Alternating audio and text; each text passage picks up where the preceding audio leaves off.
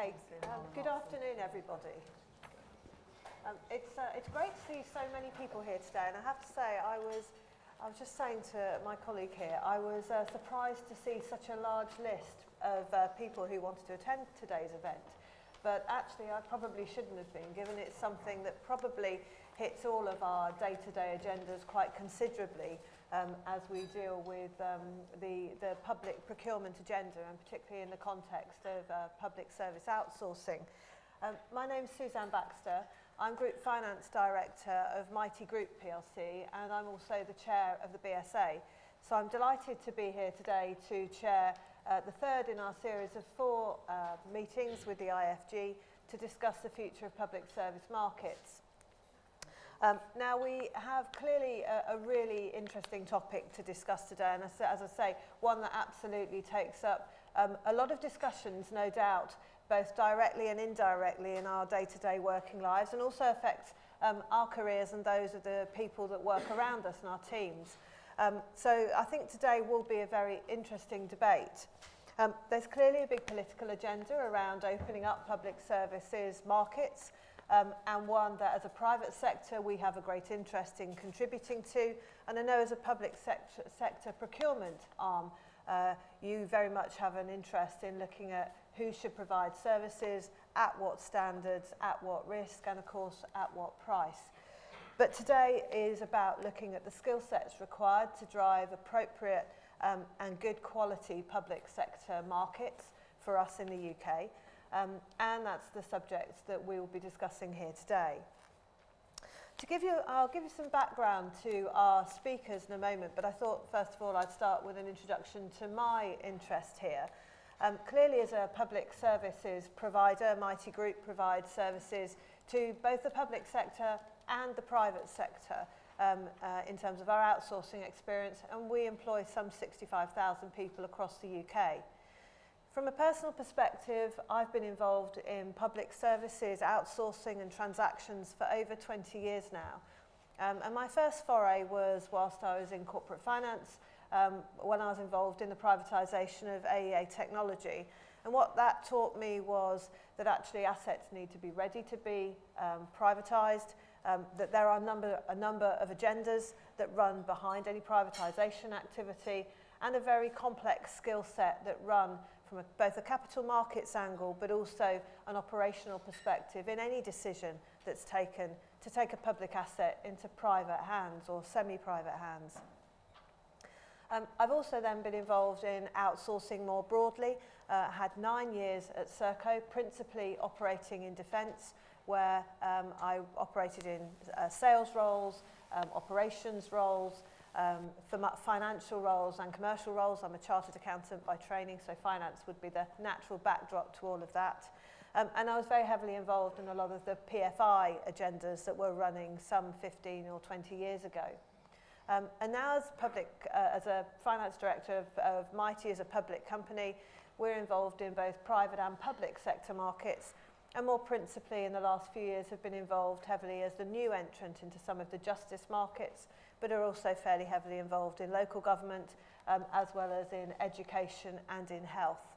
So I know very well the experiences that I had, probably on both sides, obviously clearly mostly on the private side, of the need to drive procurement in a way that leads to the right outcomes. Now today we've got with us a number of people on our panel who have got a very broad experience of the public services markets. We were hoping to have someone from local government with us today as well, but unfortunately he's unwell. So we'll hopefully pick up some local government discussion as part of the open session towards the closed Q&A session. But if I can introduce the people on the panel here today. I have here with me Adrian Camillard, Director of Government Commercial in the Central Government Commercial Function. Now, prior to this, he held a number of senior roles, including Chief Executive of the UK Payments Council, Head of Major Projects, and Executive Director roles within government. He has a substantial experience of the public sector markets for services, and we very much look forward to hearing from you about your agenda for driving change and improvement in the commercial function through government. Ian Porre is also with us today. He joined the public sector in 2007 and is currently Director of Commissioning and Contract Management at the National Offender Management Services. Jo Caseborn, on the end here, is Programme Director at the Institute for Government, leading their work on public services, and she includes in her work on public sector markets. And prior to joining the Institute, she was Director at Nesta, the UK's Innovation Foundation. So very much welcome to our panellists today, and thank you very much for taking your time out to discuss this, which is obviously a very important subject.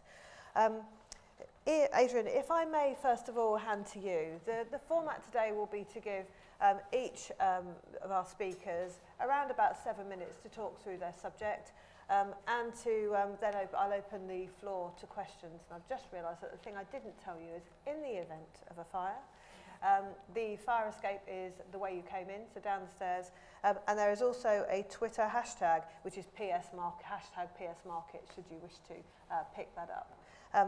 Adrian, now over to you. Afternoon, everyone. If I occasionally look at my watch, it's not because I'm getting bored, it's so I can try to stick to the 7-minute promise of this particular chat.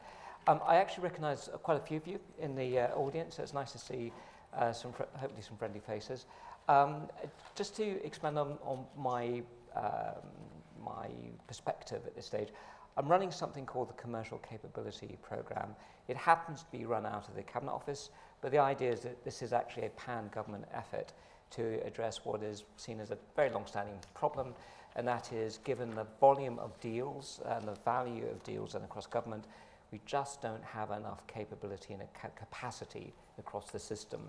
And when I say capability and capacity, what this means are people who've got the confidence, they've got the expertise, they've got the relationships to, in a meaningful way, affect key decisions which are made and manage key relationships effectively. And there's an essential truth here that some £62 billion is spent a year across the UK and central government if you exclude the NHS. It's an awful lot of money. And the issue at hand is that a lot of that money is executed through the management of processes. Processes are not a substitute for good people.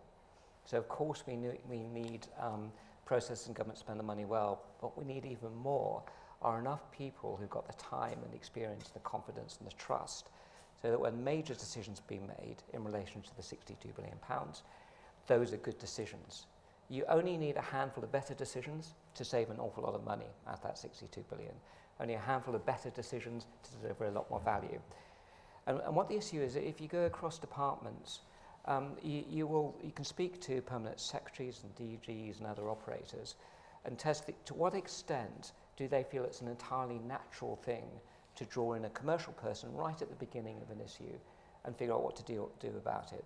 To what extent do they feel that they've got trust in that person and that person is able to engage with them in the right way. And actually, more often than not, it just wouldn't occur to them. I've heard it said that when they do call on a commercial person, the first thing they're told is how long it takes to run an OJU process. They're not told how to actually grapple with the commercial issue. They're not told how to actually deal with the complex relationships and end up with a good conclusion. So the programme is aiming to address this, and what it's doing is we're saying if there aren't enough good people, it doesn't mean there are none. There are actually quite a few good people across government. We need more of them. And so the way to do that is both to develop from within and recruit from without. We've established for the first time a set of standards for our commercial specialists in government. You may not have seen it yet, but if you wanted to visit a website, which I'm sure we can make available afterwards, you'll see that we've described 3 levels of senior levels of commercial specialism, and we described the expertise, the leadership skills, and importantly, the business acumen we expect of people at each of those levels. And the latter's quite new. You know, actually, if you talk to people about what it takes to be a good commercial person, if you're in a private sector organisation, you may not even mention acumen because it's just taken for granted. It's what you do. In the public sector, that's less common. There's much less focus on it. So we'll be much more specific that the development and the acquisition of acumen and being able to demonstrate that in the way you behave is a really important part of being able to be an effective commercial person. So we described that. We want to marry on to that learning and development, which starts once the other professional qualifications are finished, and allows people to develop the leadership skills, the acumen, expertise and acumen, and the learning and development of it helps people move up through the profession. But we want career structures increasingly to map onto these specialisms. So we want people to come into government because they want to become a specialist, and they want to become an ever more senior specialist. And we want those specialisms to be recognised in the private sector as being very valuable and of high quality.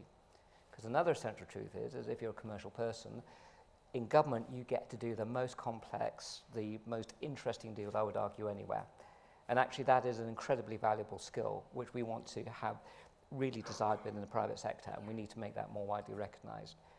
So we have careers developed by reference to the specialism, we have learning and development that goes hand in hand with that, and we have a way of assessing people, looking at their capability, again by reference to these three areas of acumen, leadership and expertise at three different levels of a specialism. We've developed what we call development centres, and these allow us to assess our commercial specialists, those both in the system and those who will join, and it's something that we've tested and we're going to be in a position to roll out very soon. We're looking at other aspects about what it takes to recruit and retain, and what it takes to get people into our system and get them to stay. And we've got discussions going on at the moment right up to permanent secretary level, and as decisions are made, we'll be able to report more on that. So I think just drawing the threads together, we know commercial capability is absolutely essential to achieving the right public policy outcomes. We know it's absolutely essential to make sure the taxpayers' money is well spent. We know that by getting more able people into the system, we can do it better. We've got a plan to tackle it. It will be a number of years before we can turn around and say it has achieved all of its objectives. But I'm confident that with the support we're getting right at the top of government and indeed from the private sector, we can do it. It's going to be a really interesting journey. I'm looking forward to hopefully being able to report back maybe in a year or two that we've met some of the initial milestones, but we go into this eyes open as to the scale of the challenge, but really convinced that we're doing the right thing. Thanks. Thank you very much.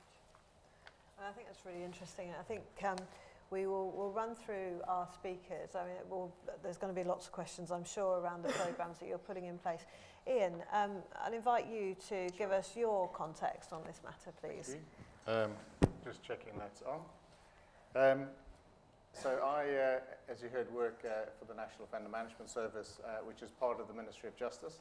And I guess for the last number of years, we've done a considerable amount of opening up our services to a much broader range of providers.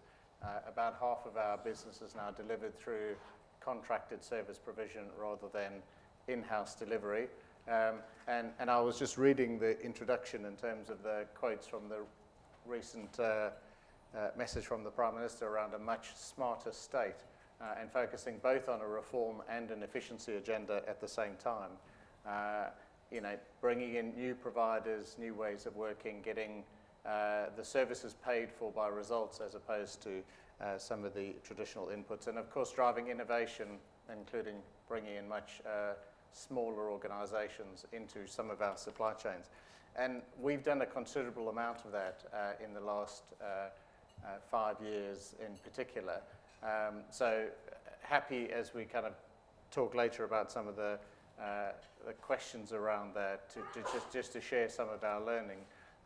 But I was just reflecting on some of the earlier comments about one of the things we do need to be able to do if we are going to move services that are traditionally run in the public sector into a broader market is just understanding how we value public sector assets.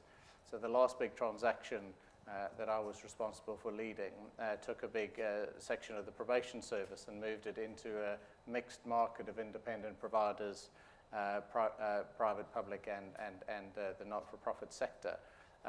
And of course, the biggest asset in all of that are the people that the public sector spent years and years training and developing skills and expertise. And that's an extremely valuable asset we've transferred into a mixed market.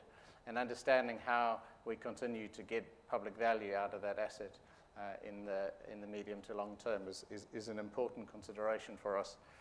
So I had just collected a number of thoughts in line with this topic. And so the first couple of things I was going to just talk about is some of the things that I would regard as the skills that I look for in terms of the capability we need to manage these new markets. I don't make the differentiation between the commercial specialists that support me and our core business. We're in the business of offender management services.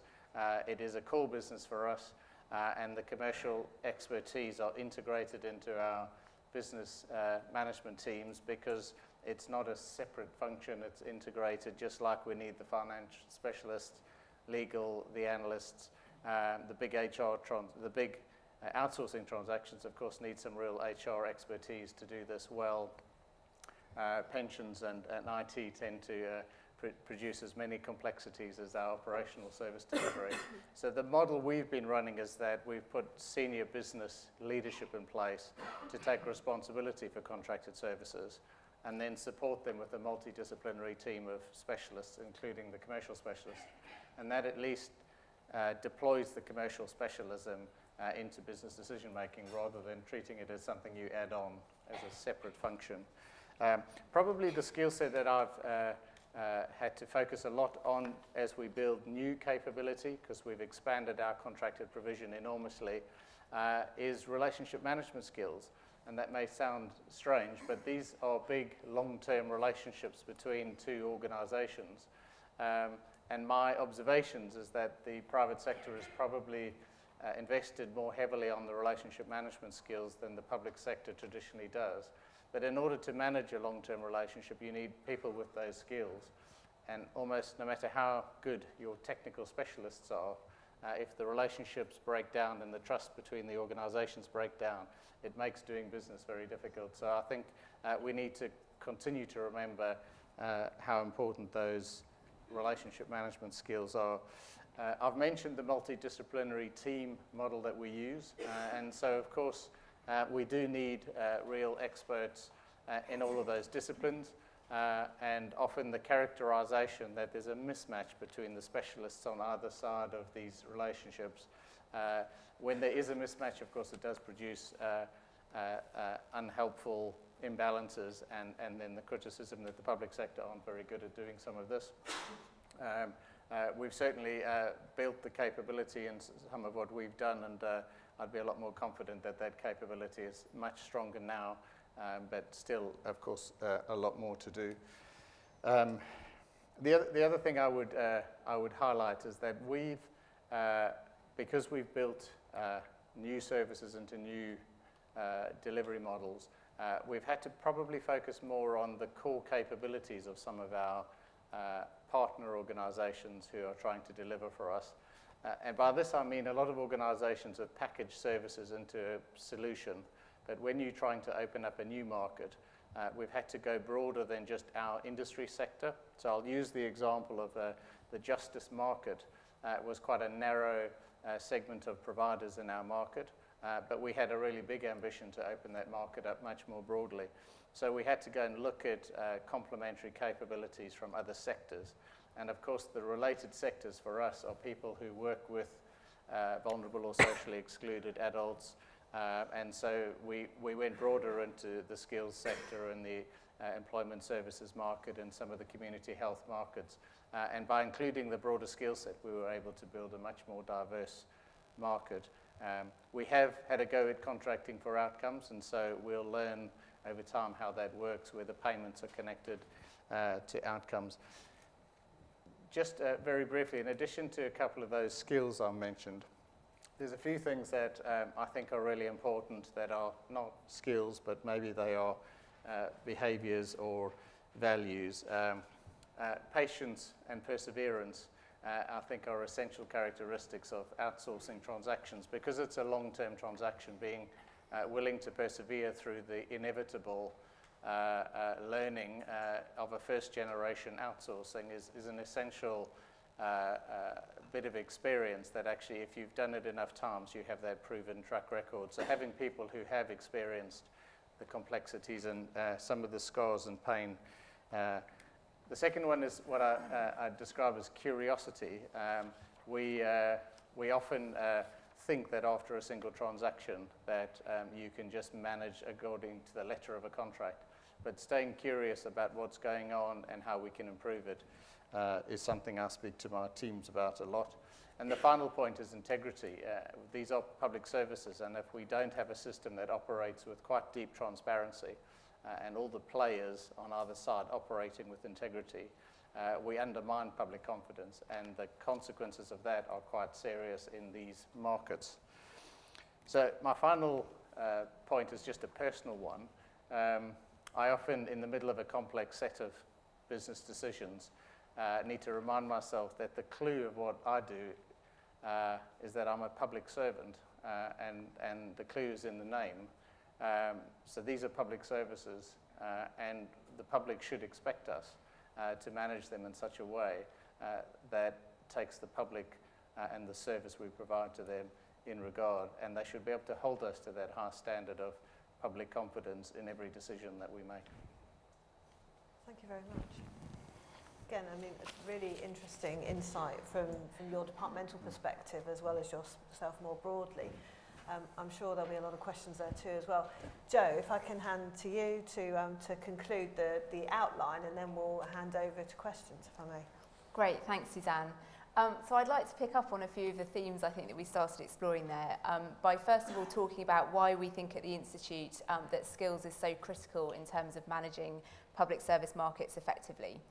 Well, our past work in this area has shown that civil service needs to do more to develop the right skills and right capabilities to ensure that markets are both designed professionally, also managed, and then the term that we use is stewarded, so that ongoing kind of relationship that needs to happen after contracts are let, just picking up on what Ian was saying there, that kind of curiosity to continue to look across the market and think about what needs to happen next. And clearly many of our schools, care homes, prisons and other public services are already being run by private providers who receive taxpayers' funding, but we know that the public are still quite wary about public service markets. So a survey that we commissioned here about 18 months ago now, asking the public about their views, found that actually the public were really quite worried that no one takes responsibility when problems occur in outsourced services. So half of people questioned were worried about that issue. So back to those issues of transparency and so on that we were talking about. As we've argued before, clearly there is a kind of mixed record of the management of public service markets, with some kind of high profile examples of markets that have gone wrong. So recently we've had the shutdown of Kids Company and criticism there of Whitehall's ability to manage contracts. But we think there is some interesting lessons to draw from examples like that. So it just shows what can happen if you're too dependent on the quality of financial management of providers without that more kind of interventionist approach. And it also shows that clearly plan B is needed for when provider failure occurs. So if that's why it matters to get the skills right to manage public service markets, what have we been doing recently at the Institute on this? Well, given this better need to manage markets more effectively, in the autumn we published an online interactive guide to public service markets that you can find on our website. And it was designed to offer practical advice to practitioners at all levels of government, including local government, and anyone who's thinking about setting up a market or has been tasked with setting up a market in their policy area. And the idea behind that work was really through the research that we'd done. And we found in that public servants who manage outsourced services from probation, local government, health and employment need more resources at their fingertips to help them to succeed in setting up and then managing new markets. So the guide includes a tool for frontline professionals to help them analyse their specific public service market. And it asks questions like, what degree of certainty is there about how many people are going to use your service? Or what is the stability of the policy area that you're working in that will affect your particular market? And it then kind of produces a report with very tailored suggestions for addressing the risks that we identify in the particular market that an individual is setting up. And going back to the reference to the Smarter State speech, we feel that the Prime Minister is only going to be able to deliver on his promise of delivering more for less if civil servants are able to work with providers more effectively. And that's why we feel that an online guide like this is really important in the current fiscal environment. But finally, what are we calling for from central government? Well, Clearly, we hope that this tool is useful, but it alone is not going to solve some of the problems that I was talking about. And we think there are a few key things that government can do when it comes to supporting people's skills and capacity to manage markets. And these very much pick up on the things that Adrian was outlining.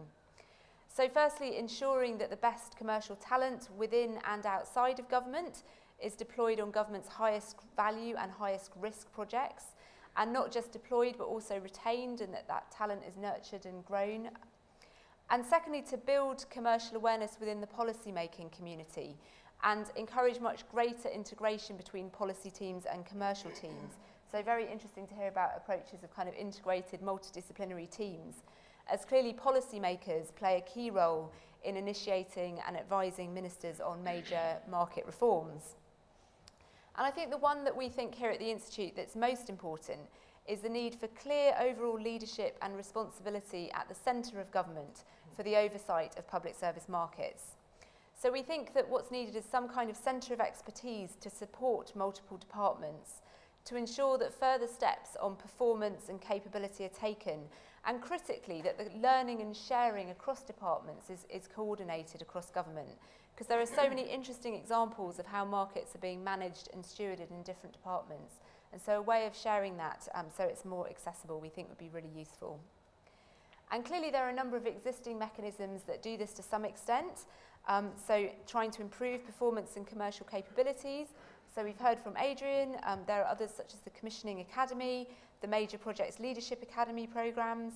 But we would argue that not everyone who's working on markets within government will naturally get help from those particular places. And some, such as the Commissioning Academy, are in flux at the moment as their remit changes. So there's currently no one single body that is pulling together all this knowledge and expertise across Whitehall, and we're very keen to work with government on this going forward. Thank you. Thank you very much. If I may, I'll just add maybe a private sector context to what I've heard today. I mean, clearly I've spent a lot of my career and my colleagues' career sitting at the other side of the table.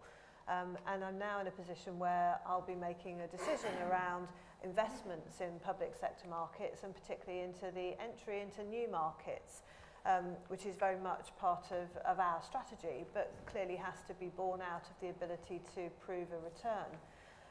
And in that context, the way that we would look at that opportunity would be to understand the clarity with which any department or local authority might come to the market, the clarity with which they can set out a commercial proposal that we can respond to, and to ensure that we would understand the decision process that would need to be made in order for a contract to be let. Now, although that sounds relatively straightforward, I think we all know that it's far from straightforward. And the one angle I would say is that in your roles, you will very much understand the mechanics of government, the mechanics of some of the political decisions that sit underneath the letting of certain contracts. They may not be quite so clear to the private sector. And I think actually there is an area that perhaps we can explore around how we make sure that not only is the public sector equipped in the right way in terms of its commercial skills, but how does the private sector ensure that the mechanisms that it would normally adopt in a private sector market can be suitably adjusted and educated as well to adopt properly to your changing environment in the public sector. My experience can often be that on deals as they progress, particularly in new markets, those are sometimes developing agendas, and whilst that's a natural progression, I think it is important that both sides of the house understand what's required from each other from a commercial perspective, and particularly the key risks that will come up as part of any transaction. As you said, actually often you can look through the key operational delivery. That can often be more straightforward than some of the technical commercial issues that sit underneath it. And I've spent too much time discussing pensions and IT, so I absolutely understand what you're saying there. But I think this is a really interesting and exciting market on both sides of the house. As you've said, the individuals who will be involved in public sector market creation and contract letting will be dealing with some of the most complex and financially significant contracts that exist in the UK market. So these are critical for UK infrastructure, for UK public services, and actually for the private sector and its continued ability to grow, add to the economy, and develop a cadre of commercial people who will want to work in both the private and public sector markets. So I think this is important on both sides of the house. With that in mind, I wonder if I can pick up on a couple of the points that were raised, and maybe it's a first question, and then I will I'll let the audience raise their own questions. And that was the point, Ian, that you raised around mixing your commercial functionality in with your operational teams. And really a question that then would come to you, Adrian, in terms of your programme to help people develop their understanding, develop their careers through what commercial will be in the public sector going forward. What's your thoughts on how not only we talk to the people who would describe themselves as commercial, but actually that we find a way of making sure that commercial skills are more broadly understood?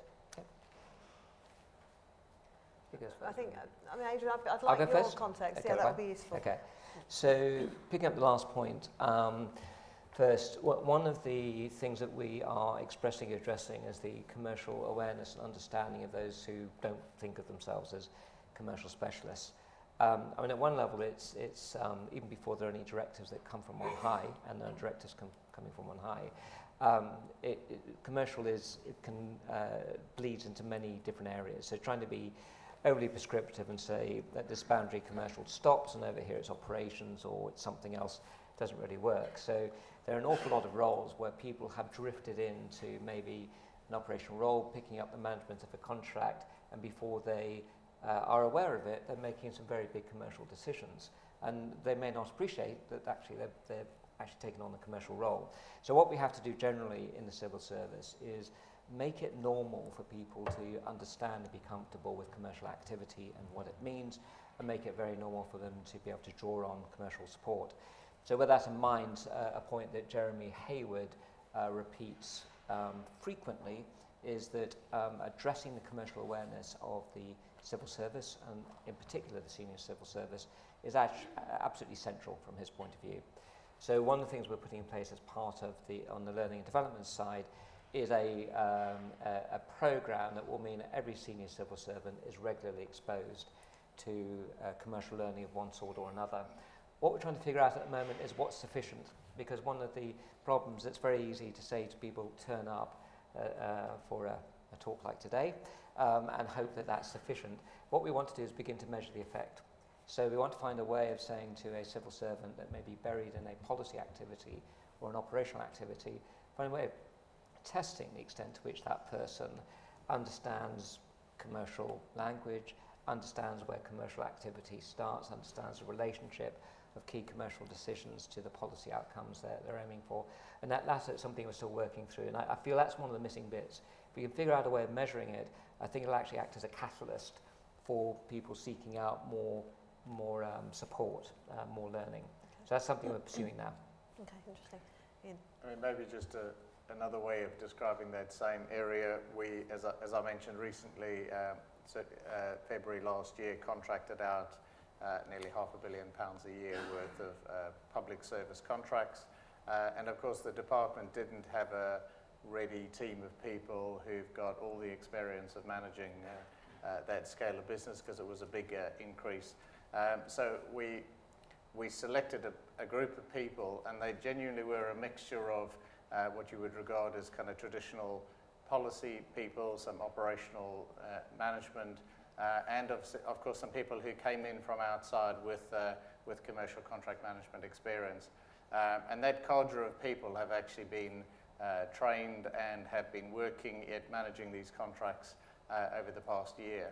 And so the speed with which that capability has built and grown, we now have a significant cadre of people with a whole lot more experience in being able to manage the delivery of services and take into account all the commercial dimensions of those responsibilities. And we're going to just continue to do that in terms of building the department's capability. So I guess from my perspective, it's entirely possible. We've got very capable people. The civil service still hires very skilled individuals, and adding some of that commercial acumen to a skilled, talented individual is very doable, and we have some excellent individuals who are doing a really good job. The much harder thing is just the years of experience of having seen enough complicated things that you have to deal with, and that can't be done through an online learning product or some wise judgment. Comes with time, and we can't short circuit that, and so a number of the more complex conversations we get into just require some people who've been through enough complicated, whether it's a dispute or a technical problem to deal with. So I think we can build a general capability, but there's still a sense that actually, like any other sector, if you want very high skilled people, you also need some people with some years of experience that they can draw on. You can't short circuit that bit of it. Can I just pick up on one of those points? Yeah. One of the other things that we've seen as a really key development is the development of the commercial element of the fast stream, and that I think is really key to sort of growing that capability in the profession as a whole. Yeah, well, I'll just touch on that because we did actually have this year the first cohort of a commercial fast stream that's part of the programme, and it gives me great grounds for hope. You know, even though it's early days, the feedback from departments about the calibre of those individuals and their appetite to learn and their ability to take on stuff quickly is very impressive. So I've actually got a high degree of confidence that if we keep pushing on that, we genuinely can grow our future senior leaders with some really able people who are coming through now. Mm-hmm. That's great. I think that's a good point now to turn to the audience and to invite questions from the floor on the topic that we're talking through this afternoon. Are there any questions? I know there's some people in the next room, so if you do have any questions in the next room, then please come through and we'll make sure that you have the opportunity to answer them.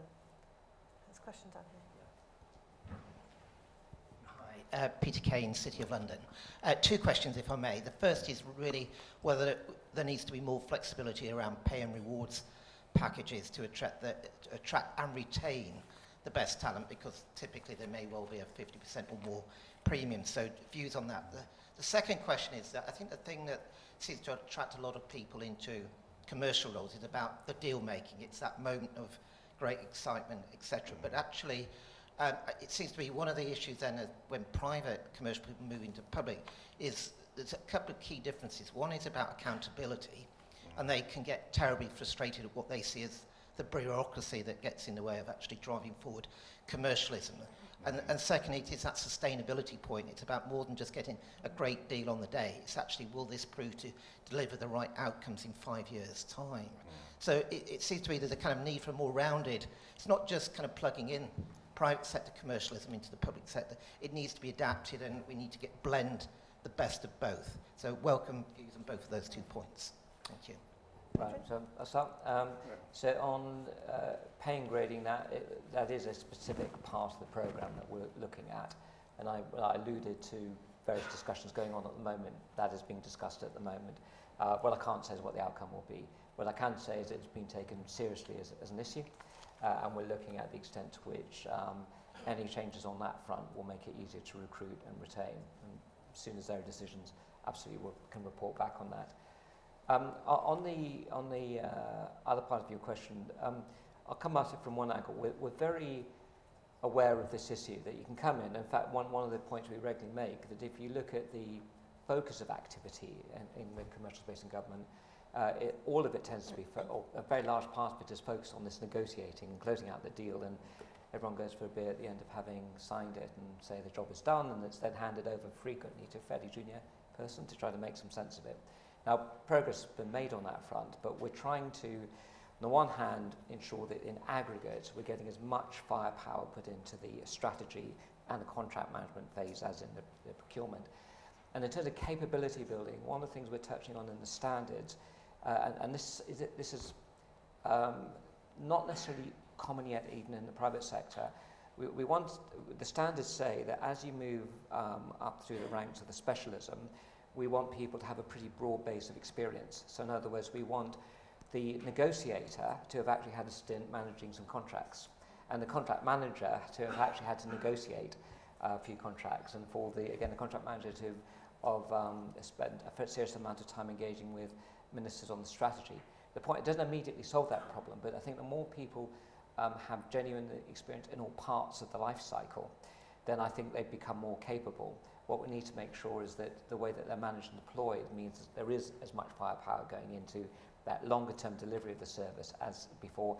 And for new joiners, we have to get them used to this fact that, you know, they can wake up in the morning, open up the newspaper, and there's a story like red doors or bracelets describing something which appeared to be quite benign in the contract, but actually is interpreted in a way which isn't helpful. Part of that is people just getting used to it. Another part is perhaps explaining more effectively than we do at the moment what the original intent is in the deal, and even if it might be misinterpreted from time to time. Yeah, I certainly agree with the principle. Certainly, even before I joined the public sector, my argument, and certainly long-term services contracts, is that the shareholders should expect sustainable shareholder value, and the public sector should expect sustainable public value. And you definitely don't know that at the moment of the transaction. You can work really hard to try and set it up to succeed like that. So I would argue this, you need to pay real attention while you're building markets, and in the transaction, and in the continuity. So we've kept continuity of the same key people throughout that process, just to try and land the intent behind what we're trying to achieve rather than the individual transaction. The point about there's a bit around public service bureaucracy around, does a single individual get all the freedoms to do deals like you do in the private sector? You know, the accountability around public money is going to mean that's never going to happen. It doesn't mean that the core team can't be held to account for a set of outcomes and objectives, but it is a different kind of governance, and there's something about the accountability around public money that definitely has a very different feel to it. I think in one sense the important thing is that we focus each of the transactions on the longer term value, and then it isn't so much about that big high energy and all the adrenaline in the moment of the transaction, because in the end we should be trying to get the best overall outcome. So. Yeah, just picking up on that point, really, I think when we talk about system stewardship at the Institute, that's what we're really meaning is that wider, what are the wider conditions in the market that you need to make sure you've got the right mix of providers, you've got the right skill sets. Are there new emerging professions that are actually being developed in some market areas? So I think that is a key role, as well as the kind of deal making and setting things up in the first place. Okay, I mean, if I may give a bit of private sector context, the kind of discussions you're having here, and I have to say I did think that pay and reward would come up, are exactly the same as the ones we're having in the private sector, which is that people who understand the commercial aspects of complex public sector procurement are very valuable people to us all, whether it's private or public. And so exactly the same debates happen in private sector organisations about the merits of particular individuals, the need to keep them for the long term. So I guess we're all now competing for the same people to do those deals on our behalf. And I think that's a healthy thing, but I think there is a reality that comes with that does come to pay and reward, as difficult a subject as that is. And I think in terms of the point around deal making, I mean, we do see very different skills in terms of landing a commercial deal to the running of a long-term relationship, long-term transaction. I think that point around shareholder and public sector dividend is a very good one to make. Because in my experience, things work well if both of those work.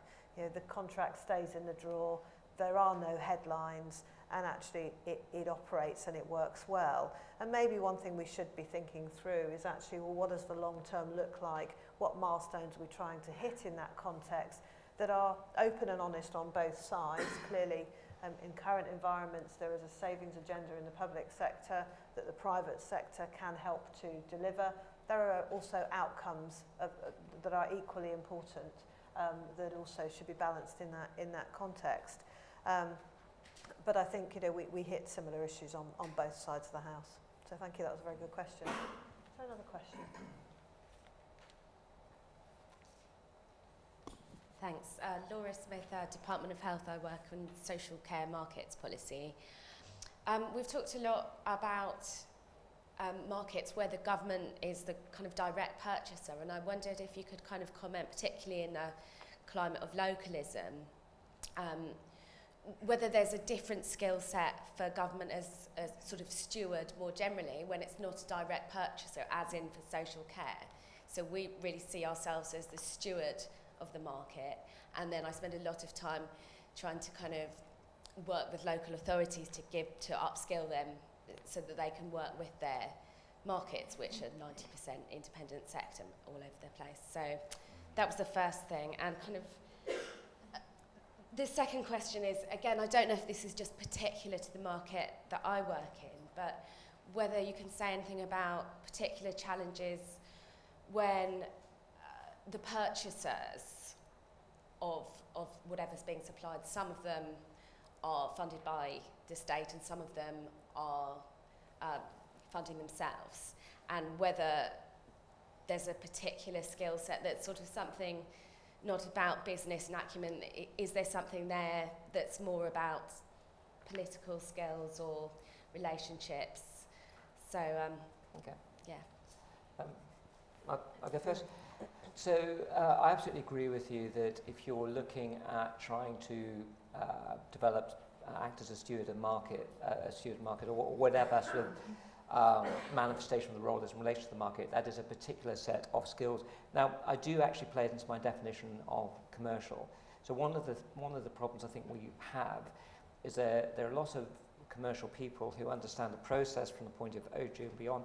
Yet if you really speak to them and say, do they actually have a feel for the market? Do they, is it in their gut? Can they tell how it behaves? Can they really understand the motivations and behaviours of some of the key people? And suppose they just don't have it. And so the more you acquire those skills, the more you can actually do what you describe, is that even if you're not a principal in a transaction, you get an increasing feel for how to read a market, what's relevant, the extent to which the market is driven by pure economics and finance, and to what extent is it driven by new technologies and people and so forth. So we need more people who are comfortable with those sorts of discussions, and of course are more comfortable with that, then indeed they're more comfortable with the strategy and contract management when that comes. So that is built into the way we're defining people and the way that we see them developed. But it's a rare old skill, and that's why we need to nurture it. So we've, as I was describing, been through a journey from largely in-house public sector delivery, maybe in another description of public sector monopoly, and have been opening that up to a much broader range of markets. So we've spent a lot of time thinking about market stewardship. And what's been really interesting is we were criticised heavily as the public sector not being very good stewards of some of our markets, in particular the not-for-profit sector. We've handed a lot of that responsibility down to a mixed supply chain, and we've formalised some of the stewardship principles. So rather than putting in controls around what we want people to do, set out some very clear stewardship principles that we'd expect to see in any healthy supply chain. And I'm now getting examples of the not-for-profit sector making interesting choices about their stewardship of some of the very small not-for-profit providers. So I think the reality is, stewarding markets is a complex issue, and I think the only way to do it properly, I agree entirely that you need to get quite intimate knowledge of the kind of key drivers and ambitions sitting behind the various kind of players in that sector, and understanding the alignment. And ultimately, if you can get alignment between the shared outcomes that you're all trying to achieve, it's probably your best chance of having a successful set of outcomes. And I think we should be quite open about the fact that certainly in the markets that I'm managing, we need both social and economic value to be playing in balance, otherwise we wouldn't be getting the investment into the sector for some of the new innovation. But the social value is really important because actually the stuff we do is very connected to kind of delivering social outcomes. So I think it's about being quite transparent about the blend of social and economic value we're trying to generate. And at the times we get that right, I think that produces public value, but it's a non-trivial challenge. Absolutely, I think it's a key issue, particularly as we're seeing areas getting devolution deals and sort of more local management of markets joining up health and social care. It's going to become more and more of a key issue, and as markets get more complicated and we're looking at innovative models and personal budgets, then that skill set is clearly one that is perhaps slightly different from a more sort of traditional market skill set. So we're at the moment doing a piece of work that my colleague Tom Gash is leading, looking at international examples of how this is done well, and are there models from Australia and Canada and other countries. What's happening when intermediaries are stepping in to play a role to help with people with personal budgets decide how and what they want. So I think there are some really interesting issues there to explore further. Yeah, I guess if I put a private sector context to that also, and we participate in the social care market, so I kind of listened to what your question said and kind of thought it through very much from a day-to-day experience. And I think my take on that would be very much that I think clearly a market such as that clearly has massive social impact in terms of how it's delivered. I think there is a balance to be had in current environments around affordability to deliver those right outcomes. And I would say that if there's a stewardship role, it's about looking at how those successful outcomes are delivered. Innovation's a key part of it, and our speakers spoke about that. In order to invest in innovation, there is an affordability gap in that market challenge that means that in the long term, absolutely, you can see the route to success, but there has to be a view taken around how sensible pricing, sensible affordability will work to make that market successful, because just from a demographics perspective, it absolutely has to be. And I think that stewardship role very much there is a balancing role to making sure that the market maintains a stability and a sustainability in an environment where potentially it will lose its willingness for people to invest. So I think that's critical, and that doesn't mean to say that the private sector wants to make mammoth profits. It says there needs to be a very much balanced view around proper affordability for ongoing investment to enable the social outcomes that I think everyone wants in that particular space. I think really interesting question. Thank you very much for that. Next question. I think this lady here was first up with her hand previously. Hi, I'm Vicky O'Brien from the Recruitment and Employment Confederation. Returning to the theme of attracting the best talent to work in public services, you've obviously spoken a lot about initiatives at the start of the talent pipeline, as it were. What's your view, though, on the use of interims and contractors perhaps further down the market, attracting people with a bit more wealth and experience, and what role they can play in light of obviously some government noise around clamping down, and the latest findings of the National Audit Office report on the use of contractors and interims in public service, central government departments? Right. So when we're looking at the way that capacity and capabilities develop, we're very mindful of the use of interims and contractors and consultants. And my view is that twofold. So on the specifics of interims, we absolutely want the experience that interims have for some of the reasons you touch on. Sometimes it's entirely appropriate to continue to employ them as interims because there's a surge or a very particular need which isn't often repeated. But what I'd also like to see is more of those interims becoming permanent employees of government. If we had plenty of people in this space with sufficient capability, I might not be giving the same answer. But as the starting premise is we need more people committed to government, to permanent roles, who have the experience that interims will bring. So part of the challenge on the pay and rations model is to what extent is there scope for making changes so that it is a good decision from an interims point of view to move into government for a while. At the same time, I'd like someone who comes into government for a while to feel entirely comfortable 4 or 5 years later to go out to the private sector and then perhaps come back in. So this idea of actually making it more normal and natural for people to move across that line is a good thing. It's what I've done. I've come in and out of public and private sector over the years, and I think each time I come back with more relevant experience. And we need to create the environment where that feels natural and where from a financial point of view it's viable. Simple answer is we're still using a lot of people from that sector because we haven't yet built the capacity, and some of that is a capability issue as well. So I think there's a smarter overall use of public money in the end if we do it in a more intentional, strategic way. But certainly for the last couple of years, most of our big transactions have been heavily supported by people from that sector.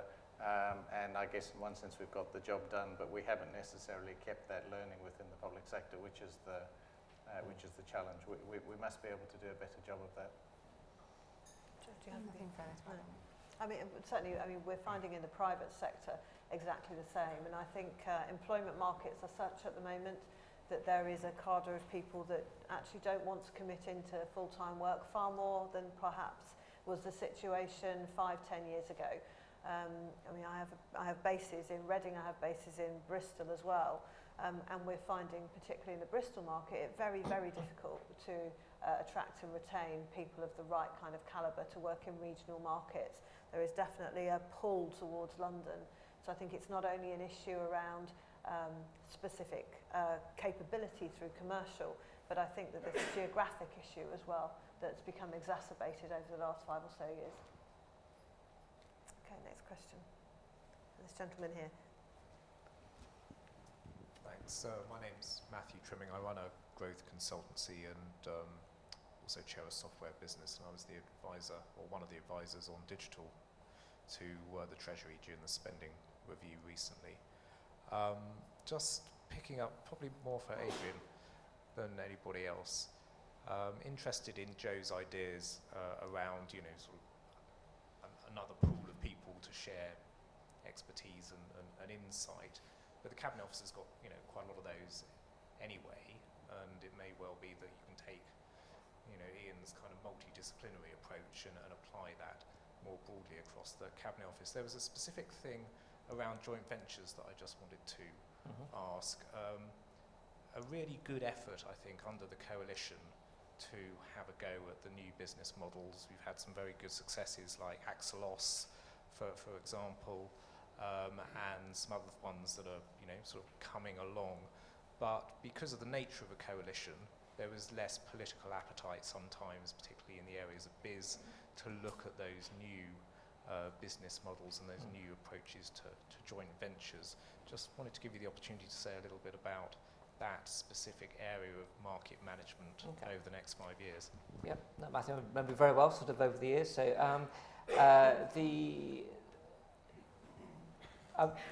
the answer I give is because I've been involved in setting up some JVs in government and getting them spun out, and I'm in principle a great believer of them.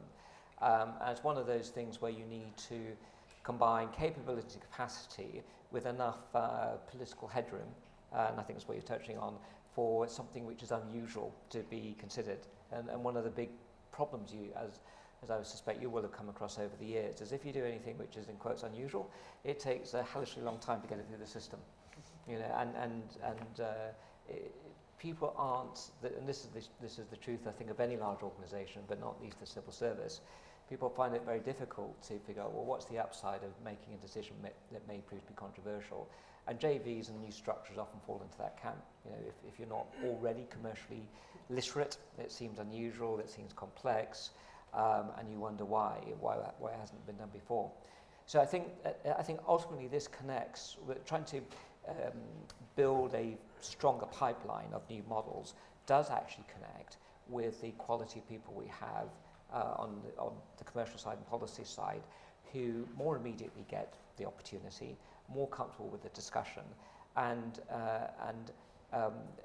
before the supertanker has been got going on the procurement, actually say you could do this in a very different way. And this gets back to the essential point that I touched on at the beginning. All too often when a strategy is being formed or a policy formulated, before the commercial people get a sniff, it's already effectively decisions have been made, which is sort of narrowing it down to a fairly traditional procurement route. And many times that's absolutely fine.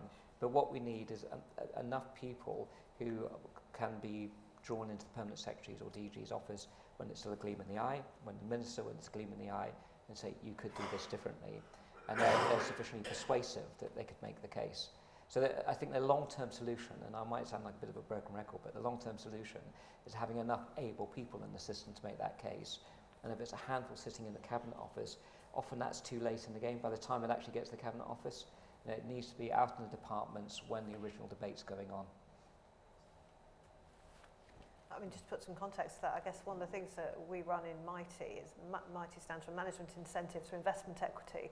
So it was formed 27 years ago as an organisation to set up joint ventures between management teams and a public company essentially. So we've set up over 100 joint venture companies, one of which is called Care and Custody and runs our immigration centre contracts within government today. And actually it's been a very big success because we've been able to attract actually some great commercial people to take equity in a vehicle that then is absolutely long-term engaged in public sector contracts and their outcomes. So I think that they're never straightforward, it has to be said.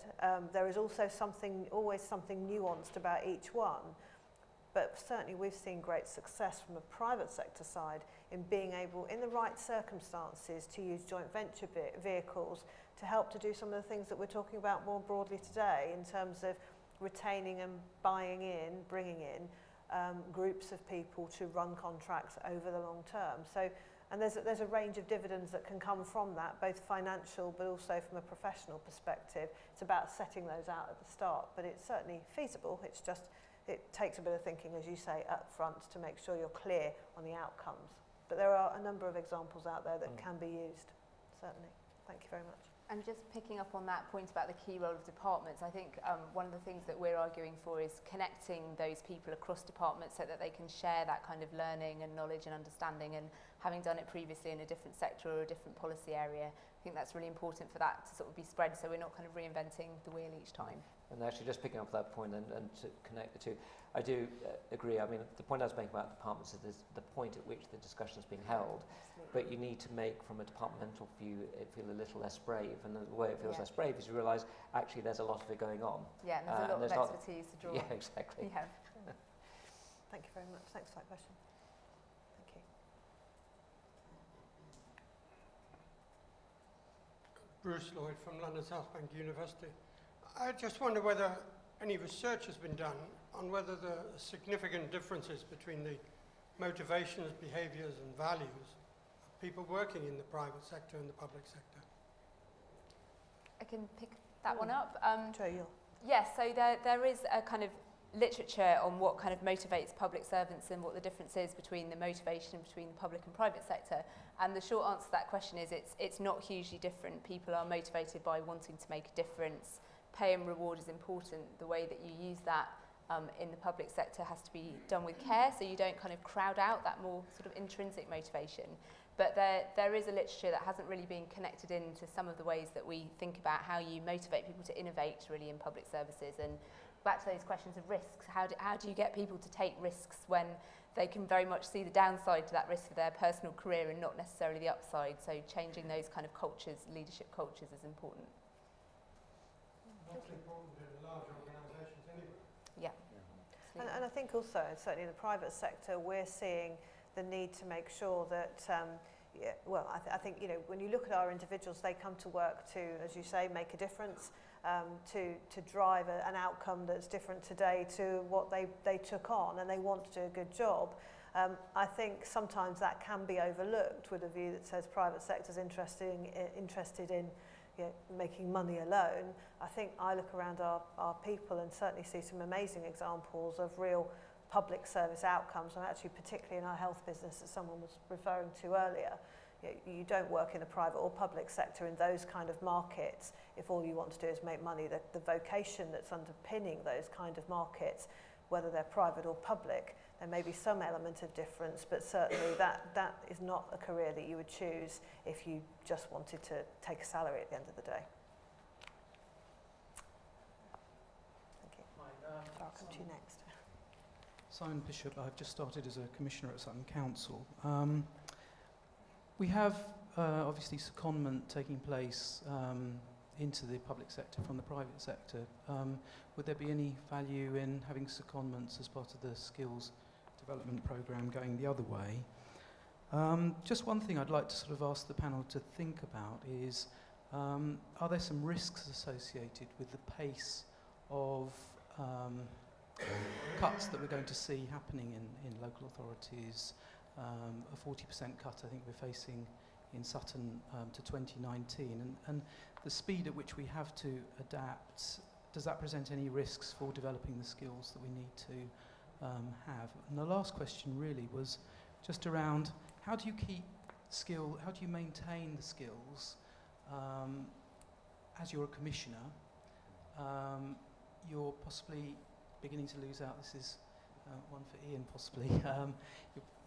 You're starting to possibly lose out on that inside knowledge that you have from actually providing the service if you're commissioning it, stewarding it, and how can you sort of deal with that sort of issue? Thanks.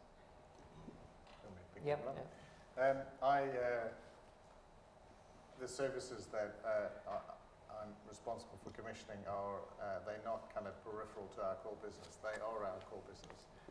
So from our perspective, we should always be kind of experts, intelligent commissioners. And so we continue to invest a lot of time and effort in continuously understanding the services and the evidence base.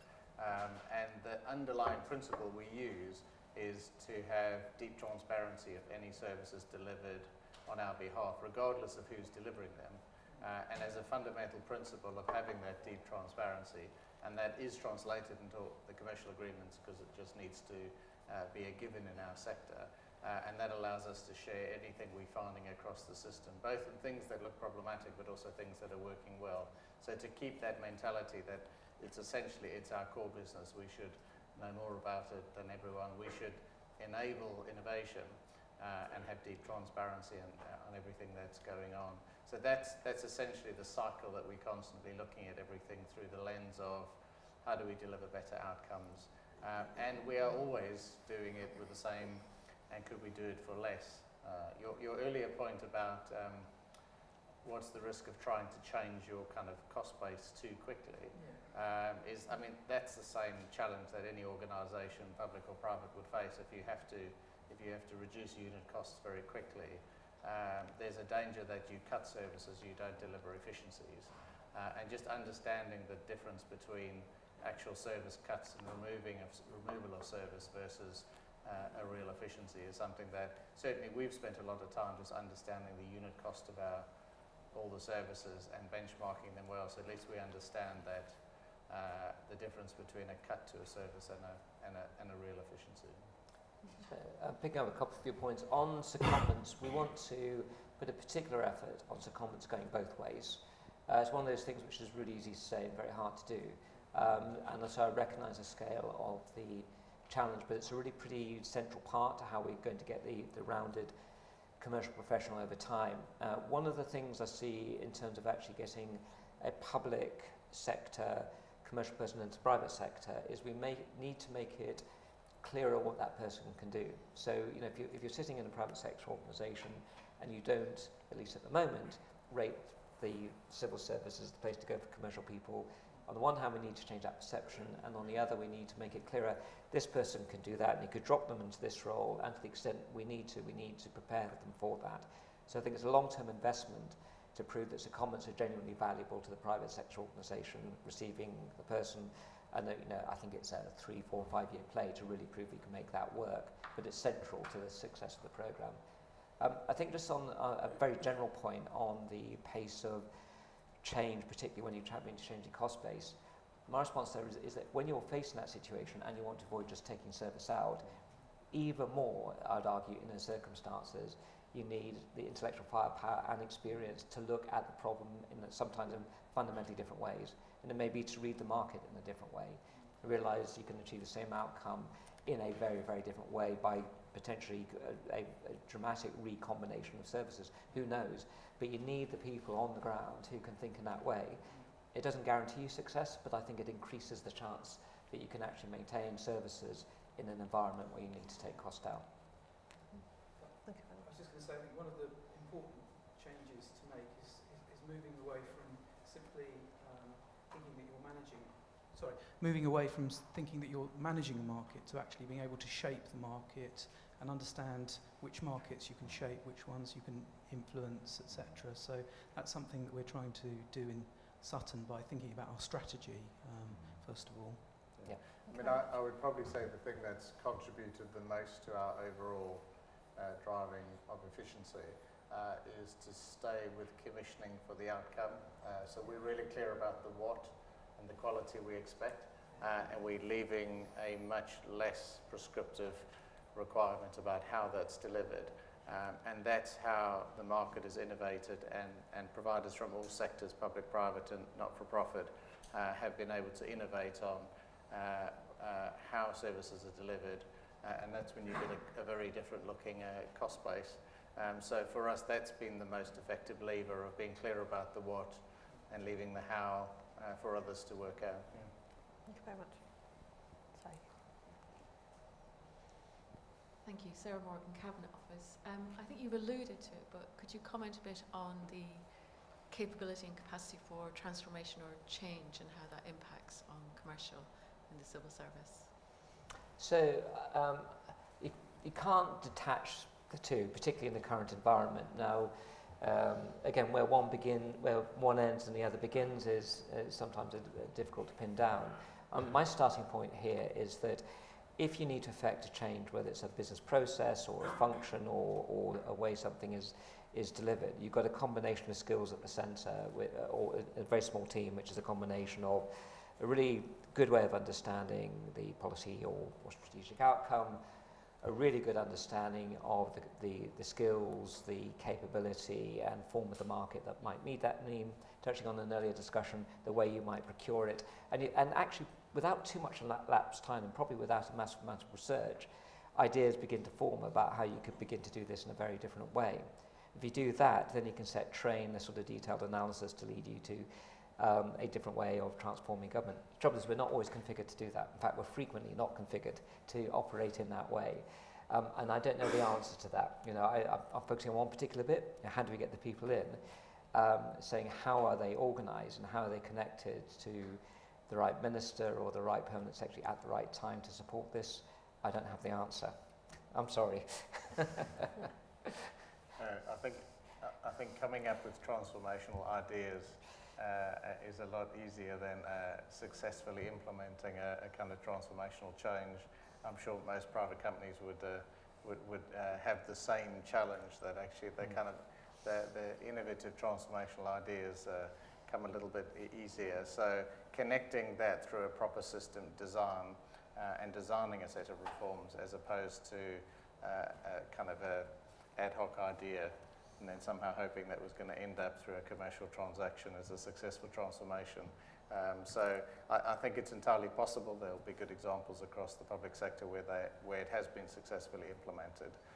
But for me, it's the glue between the idea and the actual successful implementation. It requires a proper design, and so having the capability to design service reform is certainly something that we'll need to continue to pay attention to. And I think the only thing I'd add to that is looking to adopt and adapt ideas that other people have had in other places rather than constantly trying to come up with the new ideas as well. It's really important. Yeah, and if I'd add to that, I mean, certainly from our perspective, if we were looking at transformational programs, then we'll clearly have our own ideas, but it's very much a case that we would always engage someone else who's probably seen it in another organisation at a similar point in time. So whether that means that there is a wider consultation, governments to governments, countries to countries, local authorities to local authorities. I mean, certainly we see in local authorities very different experiences and maturities around procurement cycles that mean that some things that might be transformational to one authority would be more mundane to another. And I think actually making sure you take that reference point not only from your own internal people and the things you already know, but from those who are sitting outside, there's a real wealth of knowledge there that does really help you. And all too often people are very keen to share those great ideas with you. Thank you. Any further questions? This one here. Hi, Sam Windett from URSA, representing the employment support sector. I think there's been a big focus on private sector expertise, acumen, absolutely right. I just wondered for the three panel members whether you think that there's as much understanding, both at national and local level, of managing the voluntary sector within public sector service markets, and also linked to that the potential that social investment can play in future commissioning. I'll have a go, but so I think that it's an area that I've explored myself because my background is primarily commercial and structuring of deals and typically either being part of a private sector provider or procuring it. And one of the things I've explored is to what extent is it different when the organisation is third sector, voluntary or whatever the structure may be. And I think that the larger the organisation is, the voluntary organisation, the more similar it becomes to a commercial, traditional commercial relationship, and smaller, often the converse, because the way people are engaged and motivated then becomes different. And obviously, if you're trying to deliver against very specific objectives for a date, working within a budget, you need to get to the disciplines which are typical, I think, of commercial relationships, simply to manage things. And I think, so I don't think it completely answers your question. Say there is something in the full spectrum of voluntary organisations where things become different. What I've not had personally is enough experience of that. Say, well, what point does that change things in the way that you run the deal? I don't know.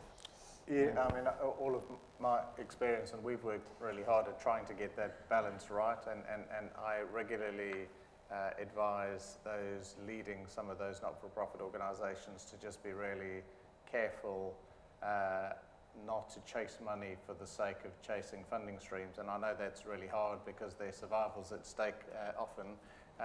But if you're chasing funding streams for services contracts, you need to have the capability to operate as a services contract, otherwise you're likely to not be sustainable anyway.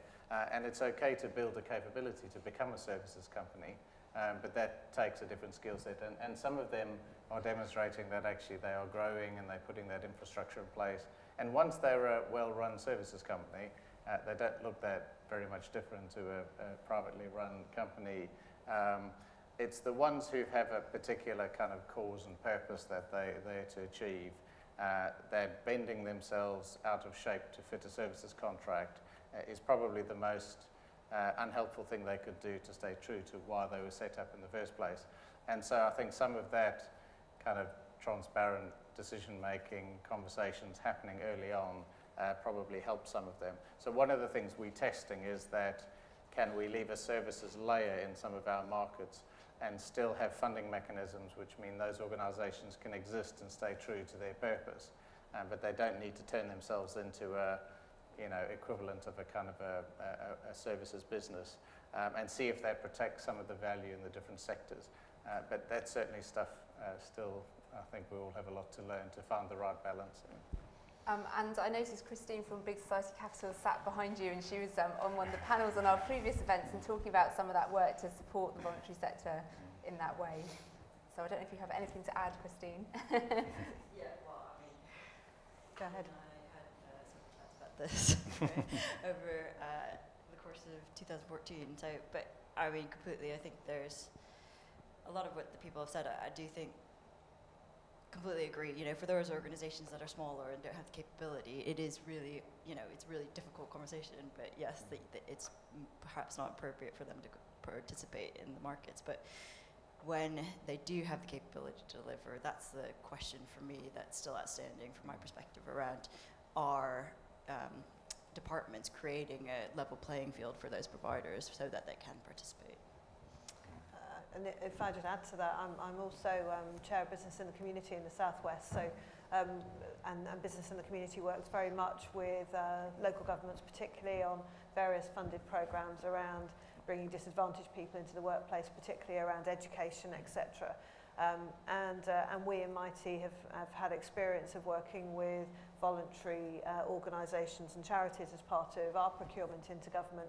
I think for me, one of the things that's a big reality check with third sector or voluntary organisations is they don't have balance sheet. They don't have the ability to take the kind of commercial risk and the kind of positioning that we as a public company or even larger private companies could do. They don't have the capacity to be up and down on employment numbers. They don't have the ability to give credit even to the same extent as a normal private sector contractor would do.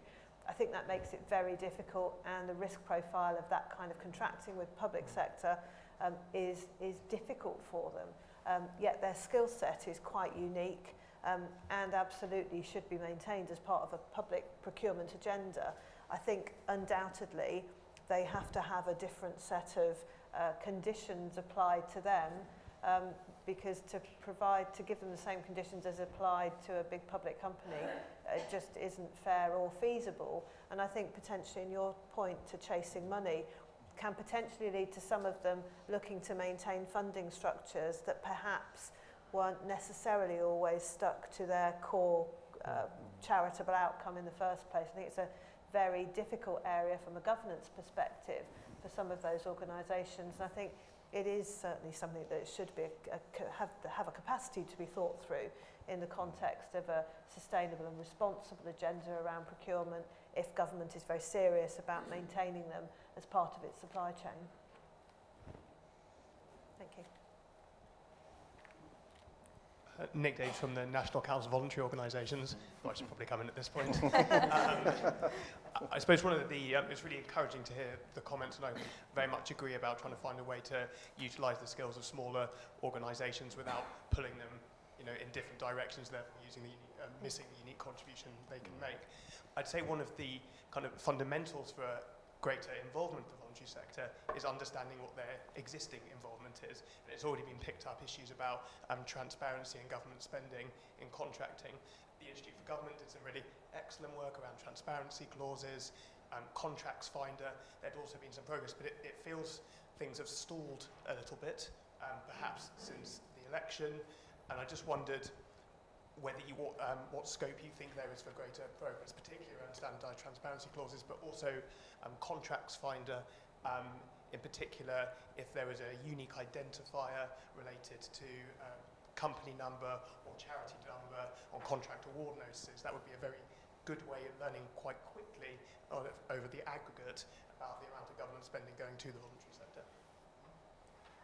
Just from our perspective from that work you mentioned on transparency, we're also very keen to see progress from government on the transparency clause that we worked on, that Francis Maude endorsed last March. So it's something we're continuing to talk to government about and hope to see some progress on soon. So on transparency, I can't talk the specifics of it, but I do know some specific work is going on just that, because I had a briefing on it just a week or so ago. So I think there will be more happening on that front, but I just can't give you the detail. And the only thing I would just say, again, just on my own direct experience, is that the interest that within political circles of making sure that there's a good flow of business, both to smaller organisations and to, you know, to charitable sectors, doesn't seem to have diminished as far as I can see. So I don't think it's stalled. It's just, you know, probably it's just to, you know, just for flows to begin, new deals to begin to flow as a result of the departments now knowing what they've got to spend, and therefore there will be, you know, procurements that go with that. Thank you. We have time for one last question. Hi, Carl Allen. The public service markets, the scale and diversity of it is fairly recent, meaning that not much people have true experience in it.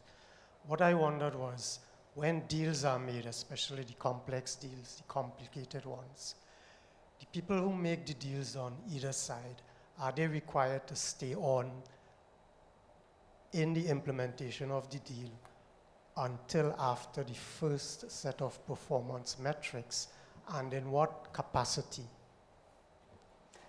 Okay. Yeah. I'm not sure that they are required to. Certainly, in my experience, I was asked to stay on and take direct responsibility for managing any contracts that we're done in the transaction phase. So I think I'm seeing more examples across government where, certainly for major transactions, the business owner of the transaction continues to manage the services after the transaction.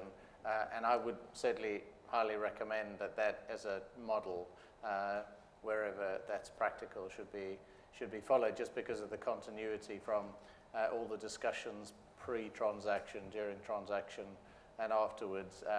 You have at least some chance of retaining the continuity of the core purpose of the reforms in the first place. So, but I don't think there's a requirement that I've seen anywhere that's imposed. I think that's just sensible practice where it's followed.